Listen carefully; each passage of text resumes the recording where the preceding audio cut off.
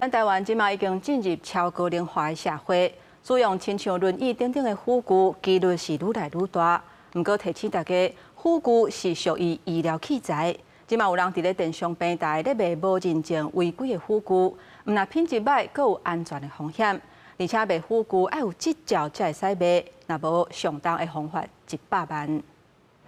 台湾已经进入超高龄社会，有老多人可能因为中风发生意外等，有向医疗辅具的需求。按过轮椅、洗尘无椅、空气床这市面上介绍，毋是大家负担得起，部分的人可能会选择到电商平台来买。网络上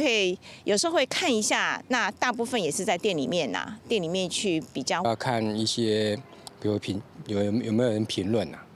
对当然有评论，当然有一些会有人操作啦，但是至少参考一下。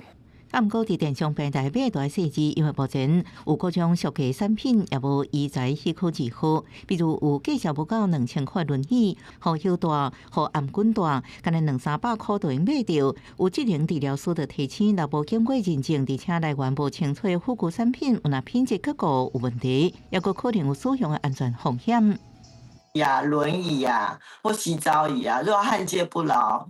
或者是塑料材质不好，那用的过程当中突然崩解了，其实就可能会造成这个使用者的2度伤害。为了防堵未经许可医疗器材与网络流窜，食药署除了自主巡查外，我们也密切与电商平台合作，提供关键字及巡查逻辑，请业者巡查下架违规网页。消署指出，目前开放电商平台营卖医疗辅具，包含电动轮椅、拐杖、助行器和腰带等，按过按由医材商来卖。根据统计，去年至2025年顶半年，已经甲卫生局查到网络违法案件610件，男是医材商来卖，相关刑罚100万。那看社会法数字制作，刑处3年以下有期徒刑、拘役，或者是并科1000万以下罚金。记者综合报道。